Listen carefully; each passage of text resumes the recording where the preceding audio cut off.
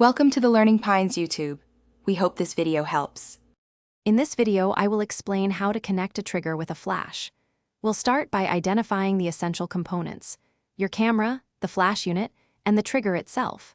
First, locate the hot shoe on your camera body and the sync port on your flash. These are crucial for establishing communication. We'll then cover the initial steps for both wired and wireless connections, ensuring you can get your setup working quickly and efficiently. This guide aims to make the process straightforward for everyone. Next, let's explore the different types of triggers available. We'll discuss radio triggers, which offer excellent range, often up to 100 meters, and reliability even through obstacles.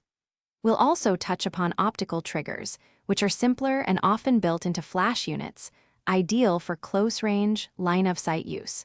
Understanding these will help you choose the best option for your needs. We'll then walk through the simple process of pairing your wireless trigger and receiver units.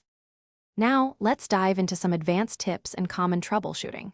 We'll cover settings like high-speed sync, allowing you to shoot at shutter speeds faster than 1/250th of a second, and second curtain sync for creative light trails.